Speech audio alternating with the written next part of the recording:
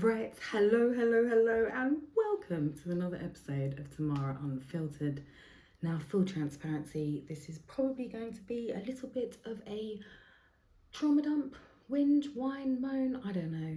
It's first world problems, let me be honest, but I'm just not okay. Didn't want to come to work today, but being as there is literally nobody else I can send to stand in for me, I'm flipping here.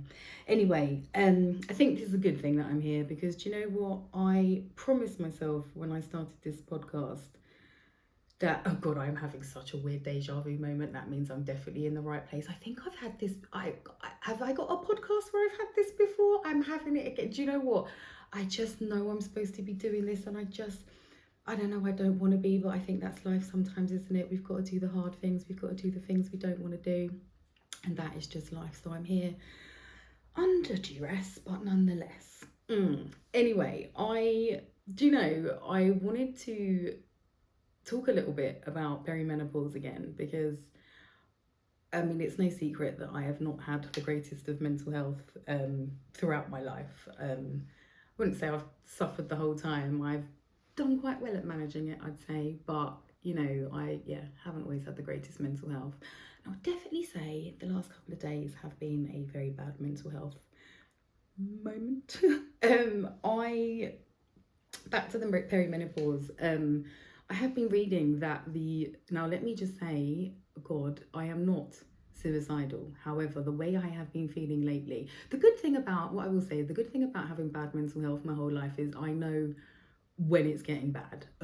And I know I can tell the signs, and it's almost like all these years of me developing this inner voice has actually been so valuable because now when things are getting really bad, there's that little voice in my head going, flipping hell, Tamara, you need to sort it out. Like, this is not okay. Do something about this. So I've been getting a lot of that lately. And I have been reading that the suicide rates in perimenopause in women, obviously in women, are significantly higher than any other time in our life. Now, this is just, well, it's alarming, isn't it, to say the least? And I just wanted to read you some stuff because, again, nobody tells us this stuff. We're not at school and they're like, oh, by the way, guys, you're going to go through life and really struggle to find yourself, and then you'll find yourself and you'll be sailing and everything will be okay, and you think you've won at life, and then bam, you will just be hit with the perimenopause, and then everything will not be okay. Your life will not be fantastic and everything will just kind of be on the floor. No one fucking tells us this. Anyway, I'm just going to read this. This is a study that is on PubMed Central. It's like the National Library of Medicine, and it's actually literally titled Perimenopausal Depression, an Under-Recognized Entity. Now it says there is a high rate of suicide in women aged 45 to 54 years. This may be related to the biological changes associated with the menopause. Perimenopausal depression may present with symptoms that differ from those of typical depression. Management can include psychotherapy and other non-drug interventions. If drug treatment is indicated, it may be hormone replacement therapy and antidepressant or both.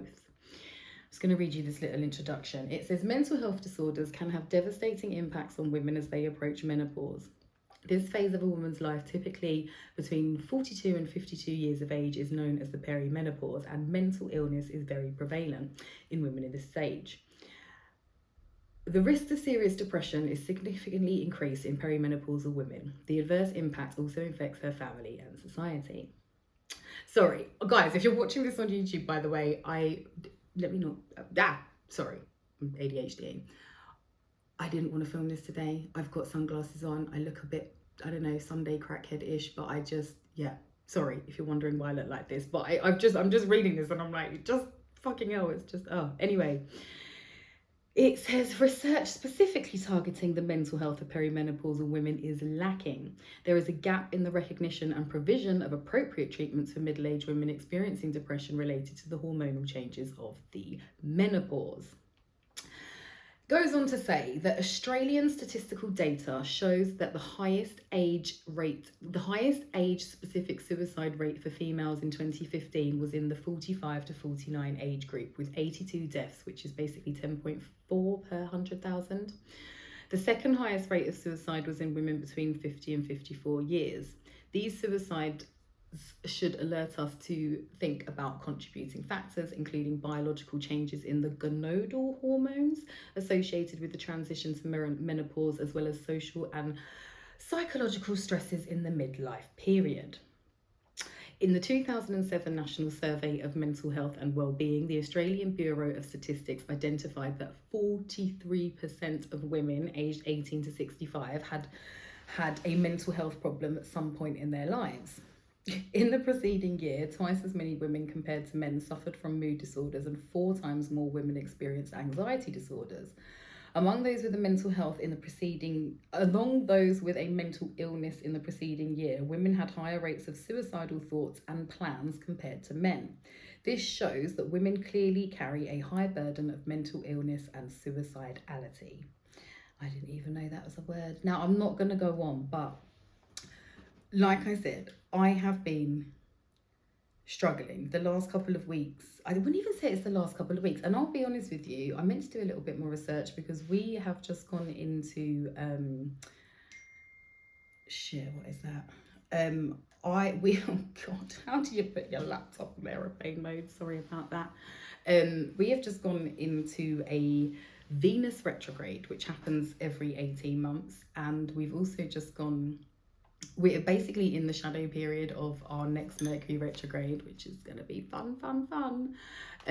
Now, actually, I say that I'm not too worried about Mercury retrogrades anymore. I always feel like they're just an opportunity to do the shit you probably should have done that you haven't done. And I feel like every time they come around, I'm just open to the lessons and hope that they will be gentle and open and willing to learn and just do the work, I guess. So whatever will come. I think I'm already having some lovely lessons, and a lot of stuff has been coming up. It's weird because most of you know I smoke a hell of a lot of weed, and most of the time I don't have a problem with it. It's just a part of my life. I think I realised a long time ago I have just been self-medicating for a very long time, and actually as much as sometimes I get like really pissed off and I'm like, oh, I should be doing something else, or I shouldn't have to do this. The fact of the matter is I do, and it is what it is. And every time I have considered stopping smoking, it's just had diabolical consequences. And I've never really, up until now, had the opportunity to actually do anything about it and be able to stop smoking. Anyway, a couple of weeks ago, I really got it into my head that I wanted to stop smoking. I was like, this is it, I'm gonna do it. Like, I'm going to take the last of my savings and I'm going to basically rehab myself in the form of because the problem is, half the issue is I never have the opportunity to do this because I'm always tied to the kids, which is fine. They're my children. That's my life right now. But it's a lot of things I'd like to do but not possible. So I just thought, well, I need to do this. It's time to stop smoking. I'm going to take us all to Egypt. Just book us into like an all-inclusive for a month. And I know that sounds wild, but I just want you to know, for an all-inclusive for a month in Egypt, including flights, is looking about £4,500, which is a lot of money, but not a lot of money when you consider the cost of rehab and you consider the cost of going on holiday anywhere else. And the thing is, there's only a small gap to be able to do this. It's like a weird part of the season in Egypt where it's hot, but it's not so hot that everybody's there, and it's still their winter and it's out of season, and that's why it's super duper cheap. Anyway, so I'd had this idea that I was gonna go and do this, and I'd got all worked up about it, and I don't know, I just felt like it is flipping time. I must mention this because what kind of sparked all of this was, a couple of months ago, I was talking to my little weed guy, and he just told me something that was really alarming. He had said the guy he gets his stuff from, he sends it into the local place where everybody stays at Her Majesty's service, and they just lob it over the wall. Anyway, some of it's got picked up. And they obviously test it. Do you know what showed up in the test of this weed? Meth. Meth was in the weed. And I just was like, oh my God. I just had a moment and I thought, is this why you're so flipping like, oh my God, I need to smoke a spliff, I need to smoke a spliff, I need to smoke a spliff, because you're a flipping secret meth head? It just really flipping scared me. And I just thought, I don't know, from that, it just kind of, a lot of stuff was going on in my head, and I really kind of felt like I was getting to a point where it is time to stop this. I don't know, I just really come to a point where I've just had enough. Well, I had enough. Let me continue with this story. Um, anyway, so that was what was going on in my head. I was flip-flopping as to whether or not I should be going away. Like, and I find it hard to make decisions at the best of times, but I really just couldn't make this decision. It's like it comes with so much as well. It's not like I can actually, because now I've got 2 kids in school. God, these fucking schools just hate us, honestly. But I can now, if I can no longer do that thing where I just go away whenever I want, which is why I can go away most of the time, because I just do it super duper cheap, because we don't have to go in the school holidays. And if I do go away, or if I was going to go away, it would have meant taking both, just basically withdrawing them from school. Now I'm so fed up with the schools that in my head I was like, do you know what, I'll just do it and deal with the repercussions when I get back. And I think, if I'm honest with you, this has been the lead up to why I've been having such a bad week, because it's this whole thing where it's like I can't seem to make any decent decision for myself because it just involves so many other people. And I'm getting so frustrated that it is only me that this falls to. None of this falls to their dads. They can make whatever decisions they like. And it's just, I don't know, I've just, the last couple of weeks, especially this last week, I have just been enraged. And I'll be honest with you, I'm sat here filming this podcast when really I wanted to pack a bag and just go to Gatwick and just go somewhere by myself. Like, I always say, like nervous breakdowns are for rich people. And whilst I'm not quite there yet, I'm financially stable enough that I could just run away by myself for a couple of weeks. And I felt like I wanted to do it mainly to teach my baby fathers a lesson. But I've done this before about, I don't know, 4 or 5 years ago. Everything got way too much. Like, I try not to complain about my life, because I know in the grand scheme of things, like, I have such a good fucking life. Oh my God, I'm so fucking blessed. But like, the weight of everything constantly always falling on me, I don't know, sometimes it just becomes too fucking much. And a couple of years ago, I don't know when it was, I think it was like 2021. I don't know when it was. I'll have to check my photos, but I just had enough. And the kids went to their dad, because the problem is I can never just phone their dads and be like, oh, I need some help. They just do the exact amount of set time that they're supposed to do. No more, no less. Well, actually, they are both doing less now, and that, I think, is where the stress is coming in. But they don't pick up the slack. It all falls on me. The frustration fucking builds. And at this point in particular, I just had enough, and that was it. The kids had gone for the weekend, and I just packed a fucking bag and went to Spain. Now, a lot of lessons were learned here, because I thought going away would solve all my problems. You think, like, I remember, because this was still when I was coming off the side of being really poor and not having gone away much, so I still think, like, a holiday will solve everything. No, it fucking did not. I literally was just sat on the beach crying, sat around the pool crying. I was just in such a fucking state. I just had enough of everything. But as per usual, running away from your problems doesn't actually do anything to solve them. But I just felt like I needed a break. And actually, do you know what?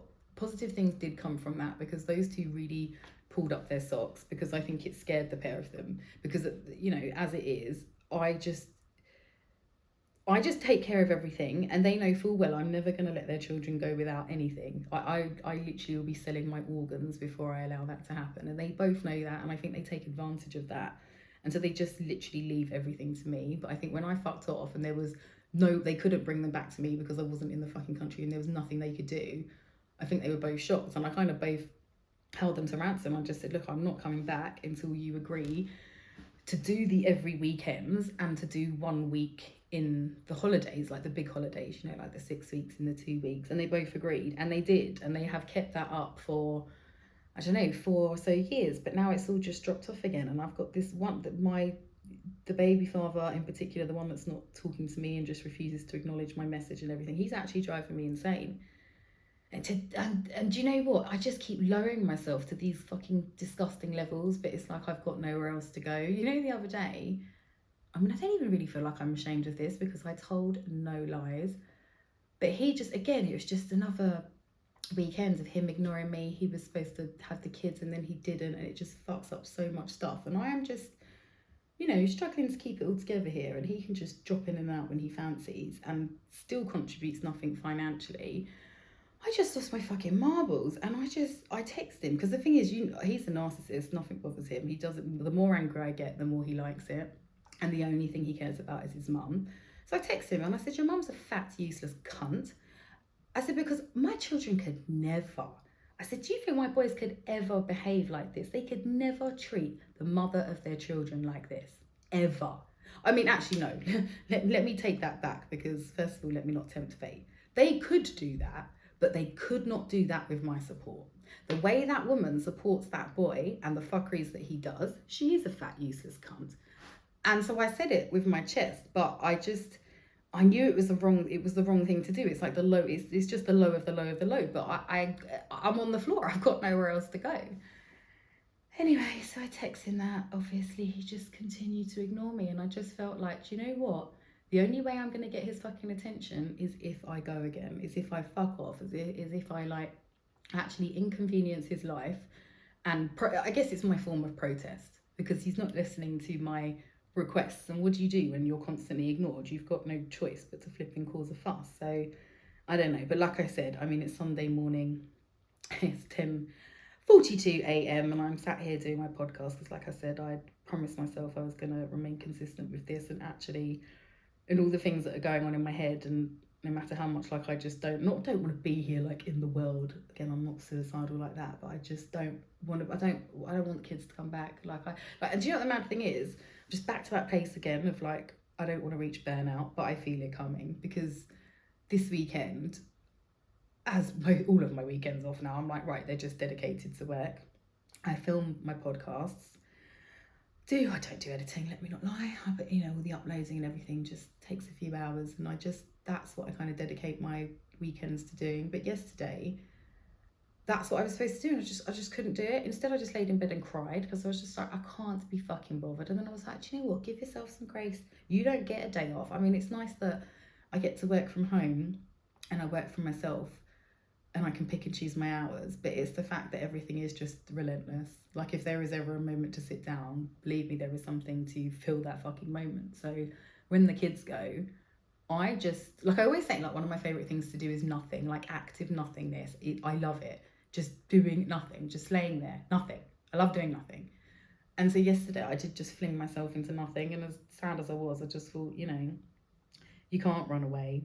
Running away from all of this shit is probably not going to change anything. Yeah, it would probably teach them a lesson, but in reality, it's just going to probably hurt me and the kids more than anything. I'm not going to go away and feel happy. It's not like I can relax into a holiday, and two are going to be on my phone cussing me and making me feel like I'm a terrible woman for just not even doing anything wrong. That I'm fed up of as well. Like, God, the weight we carry as women. I don't know why everything falls to us. The school, my kids go to school now. All they do is phone me. And I just say to them, have you tried calling her dad? Oh no. Fucking hell, why not, dickhead?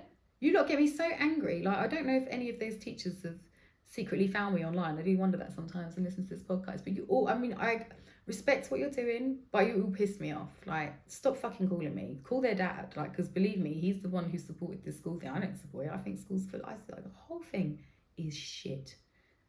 And one day I will do a podcast on that. I'm not sounding very intelligent. That's very shit, but the whole thing is just from top to bottom a joke. And the weight that falls on us women is also a fucking joke. Like, anyway. So sorry, I did say this podcast was going to be a whinge and a whine. And yeah, here it is. But Anyway, so that was my last week. And like I said, back to this whole stopping smoking thing. Oh God, a few funny things happened. I basically, one day, the day I'd run out of weed, but it was quite late, and I was waiting for Rocco to come back so I could go out and pick up, and then I just thought, Tamara, you're not a crackhead. Like, just take your magnesium and go to bed and go and sort the weed out tomorrow. So I did. When I tell you I did not sleep that night, it's like I slept, but I wasn't asleep. I was awake asleep. And the weird dreams and my mind, it was just, I woke up so exhausted. But I woke up remembering why I smoked weed in the first place. This all started because when I was I think I was 14, I've never slept. Like, as a child, I never slept. I think I've mentioned this before. I was just, I don't know, maybe I slept 3-4 hours a night, but I would be put into bed at like 7-8 p.m. painfully. And I would still be up at like, I'd see 2:22. That's like my first remembering like numbers like that. I would see like 2:22 a.m. So I'd just be awake, never fucking slept. Anyway, the first day I smoked weed, I went home and slept, and it was the best fucking day of my life. And that was the day I fell in love with cannabis. Like, until this day, I will, sometimes I fall out of it and whatever, and I think I don't want it in my life. But my fucking god, like that night, waking up that morning, just feeling so awful, I just suddenly remembered why I smoked weed in the first place, and I thought, well, I can't fucking stop that, can I? That was a stupid endeavour. So that whole idea of going away and everything just kind of simmered down, and I don't know. And do you know what's funny?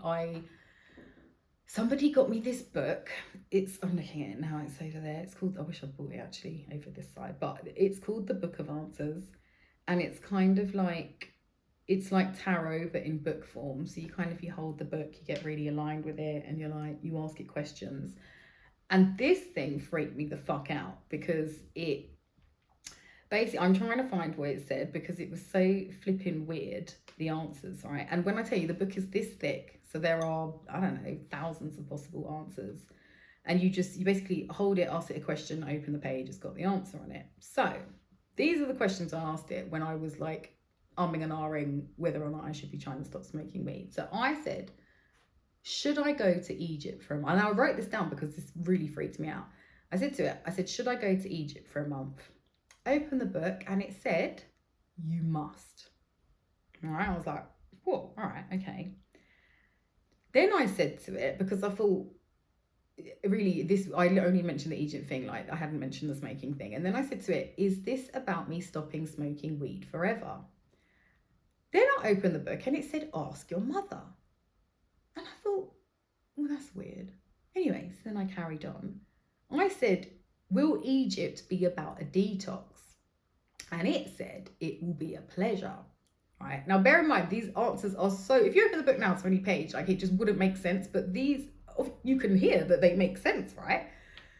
Should I go to Egypt for a month? You must. Is this about me stopping smoke weed forever? Ask your mother. Fucking weird. Is this about a detox? It will be a pleasure. Then I said to this, are these weed vapes? Now, let me just backtrack a minute. In amongst all of this, somebody had sent me some weed vapes. Now, you all know I'm very against vaping. However, I am not against free weed. All right? I'd take free weed in any shape or form. So I got these flipping vapes, and the person who sent them to me had basically said that she had been using them as a way to stop smoking so much weed. So I was like, right, okay, so now bear this in mind. So I now said to the book, are these weed vapes the answer to my question? Do you know what the fucking answer was? Ask your mother. Now, bear in mind, the other weed-related question was, again, ask your mother. And the book is this big. How have I opened it on that page again? So I just got a little bit freaked out at that situation, but equally was bamboozled. So I then just said to it, this is the last question, I said, what does ask your mother mean? And then I opened the book, and do you know what it said? There is a substantial link to another situation. And I fucking, to be honest, I didn't think of it, because I'm not going to, oh God, let me just gather my thoughts for a second.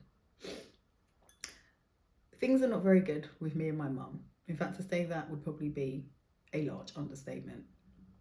However, as a mother of 5, I would be really upset if in like 30 years time, my kids did a podcast and took a giant great shit on me. I mean, if I deserved it, I could understand it, but I don't know. So I'm not going to sit here and take a shit on my mum, but things are very bad with us. We do not speak. I actually blocked her just after Christmas, and I have no intention of speaking with her ever again in my mind. Well, not at least until she gets some flipping help and acknowledges her issues.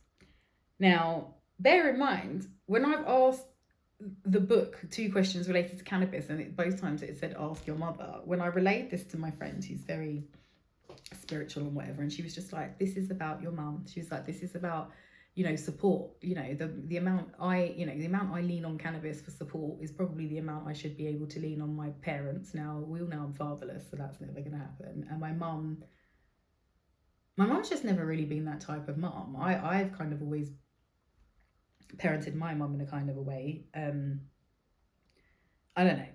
She's had a lot of trauma. she's been through a hell of a lot of stuff. But I've reached the point with her where I've had a lot of trauma. I've been through a lot of stuff, and I'm not a fucking cunt every single day of my life. I'm just not. I don't think it's an excuse. I know so many people who have had terrible, terrible things happen to them, and they're just not assholes. I don't think it's okay. Do the fucking work. You know, I mean, we'll have bad days. And if you know me, you will know I'm like the best person in the world to have as a friend, but then the flip side to me is fucking terrible. But you know, anyway, point to all of this is, I feel like my cannabis smoking is more relative to the support I am currently lacking in my life and not likely to get. And it's not about everything else that I think is the problem. I mean, the meth thing was a bit of a problem, although I'm making a conscious effort to get better weed.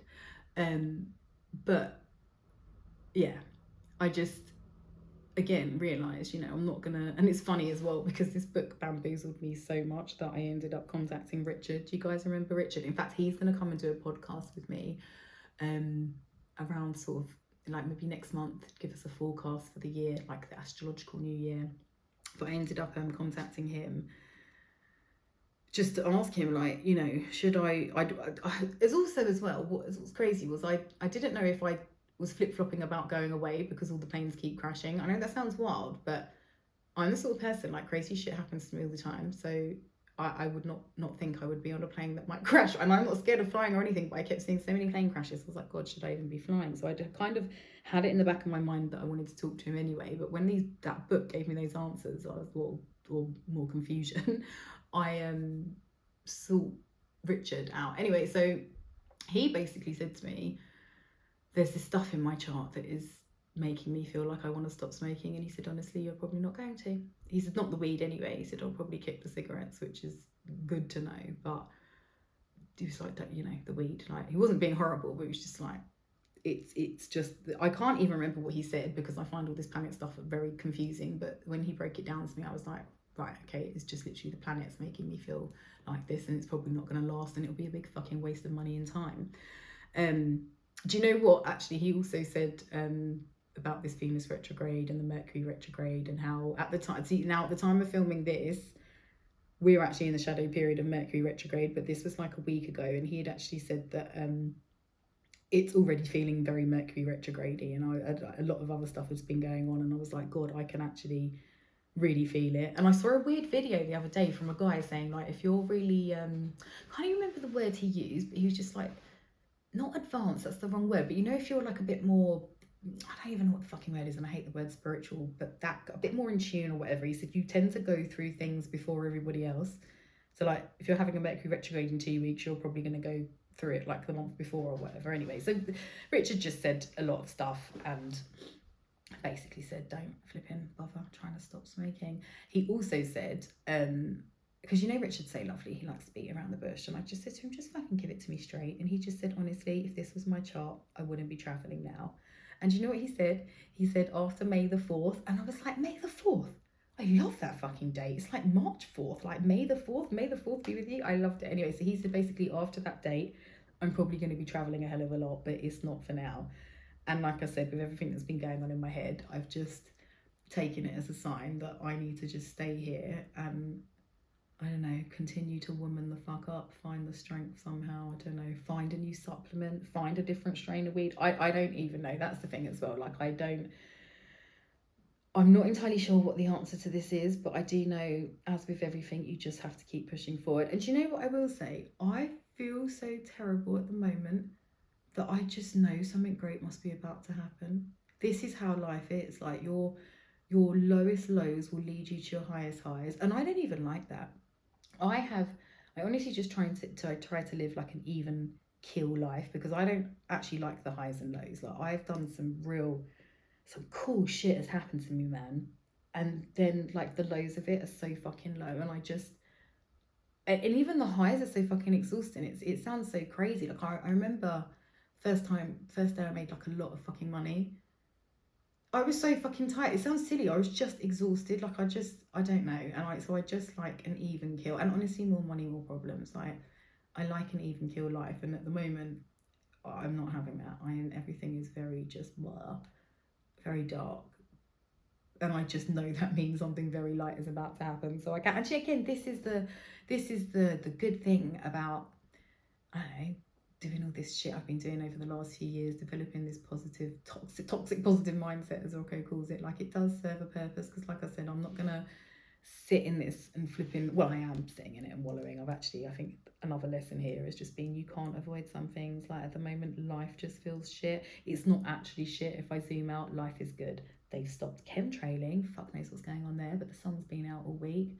I've got a beautiful house. I've got beautiful, wonderful, amazing children. I've got like the greatest friends anybody could ever ask for. And I always say that as well, like, you've got a fucking apple in your fridge and a roof over your head.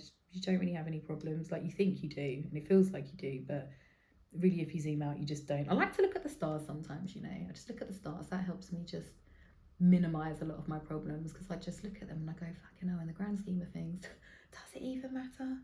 Does it even matter? I just think sometimes it feels like it matters a lot, and I'm just in a place right now where I'm feeling a lot, and I am just blaming it on peri-menopause, because like I said, I just feel very bad mental healthy at the moment, and I can only attribute it to that, because I have been, I don't know, I've been doing the work for so long, and actually was in such a, not, I wouldn't say the greatest place, but just, you know, the mental health was managed to the point where now it's not. Like, I don't know, it could only really be that, I guess. And now, like I said, you know, doing this research, I actually had another little article I wanted to read you guys about this, because it's just flipping. I mean, it's, well, interesting, not interesting, I don't know, but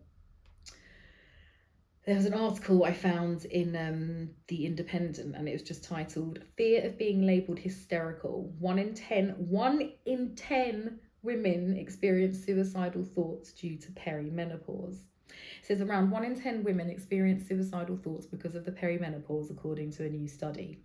Research exclusively shared with The Independent found that 9 in 10 women going through the peri-menopause experience mental health problems.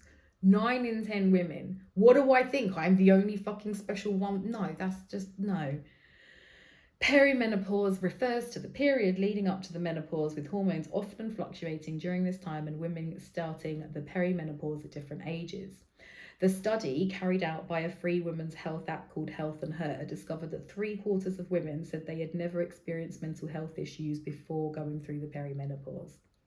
Now, can you imagine having mental health before and then you hit the perimenopause? It might feel like a fucking brick to the face, which is kind of, I don't know. And the thing is, I'm so up and down, but I mean, again, I don't know if I could attribute it. Maybe I think like the thing with the hormones is like why I'm not coping so well, because in actuality, nothing's really changed. The weight of life is still the weight of life. Like, I still have the same amount of children. There's still the same amount of bills. It is just, is what it is. But maybe it is the fact that, you know, my hormones being in such fucking a low place, making me unable to cope with a lot of things. Because that's the thing as well, a lot of the time I'm there crying and I'm just like, what the fuck is wrong with you? Like, you're technically a fucking, I like literally identify as a gangster. Like, I do.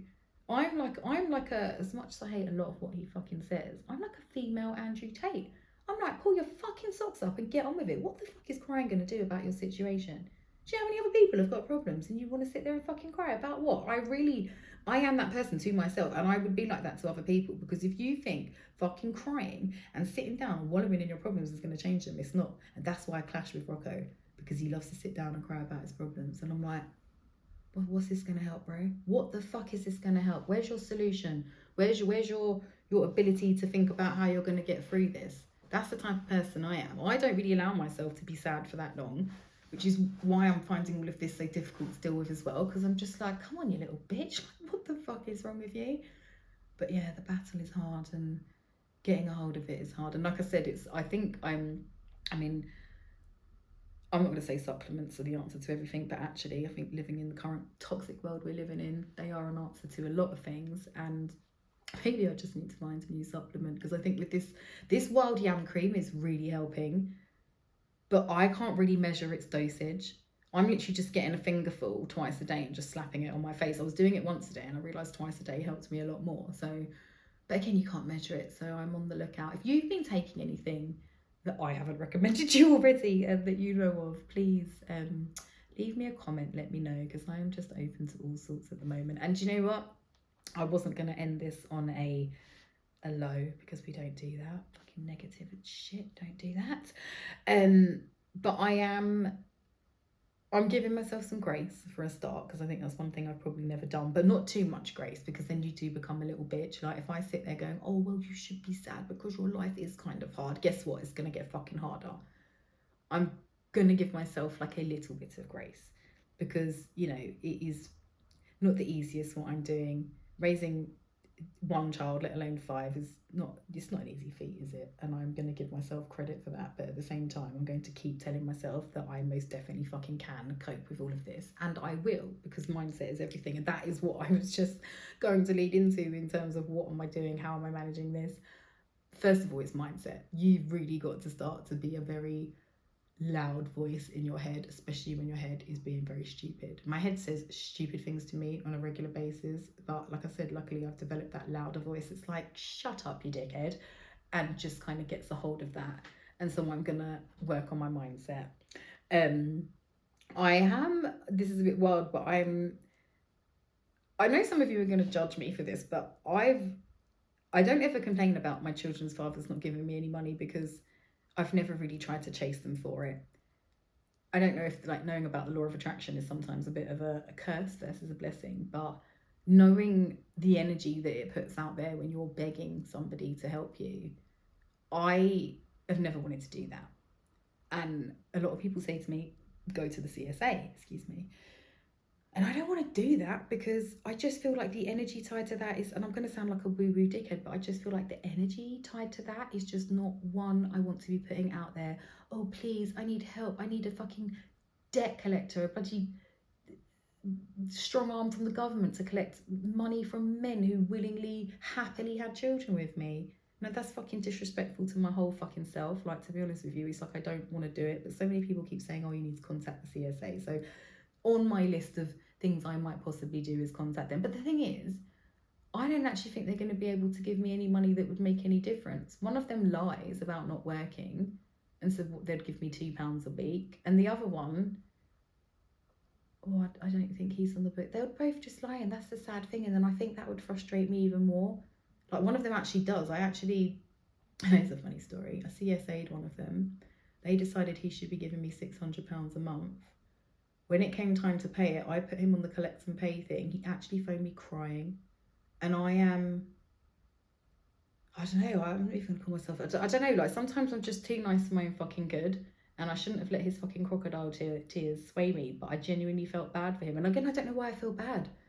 And the thing is, with this peri-menopause, or maybe it's just getting older, like, I don't even feel so bad anymore. I was having this discussion the other day, like, someone was defending we were talking, and someone was defending someone's baby father for basically being financially useless. And I just said, no, you're not going to fucking do that. Because if we have both got the same 24 hours in a day, and in my opinion, you lot have way less responsibility than me, and I make more money than you're a fucking idiot as far as I'm concerned. There is no fucking excuse, especially living in this day and age. Like, I know all the cost of living crisis and all of this, but you see where we've got AI, and we have so many resources. Like, there is kind of no, I'm not saying everybody should be rich, but certainly nobody should be destitute, and certainly nobody should be happy to let the mother of their children single-handedly fucking financially deal with the responsibility that comes with raising children. It's just not fucking okay. But like I said, I don't know. Going down the CSA route is just horrible. Anyway, but back to that story. He phoned me fucking crying, and at the time I felt really bad for him, and I took him off the collect and pay and told them he was just going to pay me direct. And you know, this was years ago, he paid me once, literally fucking once, and that was it. And then the last couple of years, he had agreed to give me £300 a month, didn't. Again, he was starting to give me £200, and then I can't even remember what happened, but a couple of months ago, I think it was the issue, I think I've told this story about when he fucked me over with the school uniform. I don't think it helps me financially to be constantly in a fight over money. So I have just let it go. And like I said with the CSA thing, I have never gone back to them and said, oh, he hasn't paid me. I mean, in my head, I could fuck him over if I want to. If I could go back and he'd owed me fucking grand if I told them about all the missed payments, and I've got all the proof. But again, it's just effort. If you think I've actually got the fucking time to go and do all of that with that poor energy, I just don't want to. And I probably sound stupid, I don't know, but maybe it's something to do with me, it's a block or whatever, I don't know. But on my list is to consider doing that anyway. And then I have written, I'm in capital letters, I'm considering exercise, because in all my research, all I can find is that exercise in this time can be really beneficial, which is hilarious because it's the only thing I really feel like I'm allergic to and I can't do. But we're in a Mercury retrograde, or incoming, and that is always an opportunity to do the things you should have done before. So maybe, just maybe, I will finally fucking do that. I don't know. Anyway, point of the matter is, I'm not just going to sit here and wallow, and I'm not, fortunately, I don't know, not going to run away, and I'm just going to sit here in this feeling uncomfortable shit for a while, I guess. But it is what it is. I think that's something I really need to master. I'm such a good time girl. Like I don't really have time for bad times. Like when I, like me and Stacey's my best friend in the world. Like honestly, we've been through some shit together, especially her. But we've rarely sat there and cried. I think we've cried like once together, and that was on mushrooms, and then that turned into laughter. Like we are not them fucking people. I am not that person. I do not like to sit in sadness. It's just, I don't know. But we live in a balanced universe, and I cannot expect this great life all the time. That's just not balanced, is it? So I guess. And like I said, that's how I know something great's about to happen, because I could never be feeling this fucking shit with very soon the incoming being something very fucking great. Anyway, I'm going to wrap up this delightful, inspiring, happy little podcast. And I'm just going to say thank you again. Again, another podcast. Like, I don't know if you can just see the change in my posture, but I feel a bit lighter, I feel a little bit better. God, maybe I shouldn't even put this out. I hope you all don't now feel heavy. Let's just shake this off together. Just shake this off. Take a deep breath in and just say I call all of my power back to me. And I let fucking people on the internet penetrate my aura with their bad vibes, okay? We're stronger than that. Anyway, you guys stay amazing. I will be back next week. I promise you, for something more positive. And when I say next week, it's in 5 minutes. I'm going to go and put some eye drops in, see if I can sort these eyes out. Change my jumper maybe, but yeah, I'm definitely feeling better now, so I'll get on with my next podcast. But I just love you guys. Thank you so much for being amazing and your support and just everything. I love you all immensely. I hope you have a fantastic rest of your day.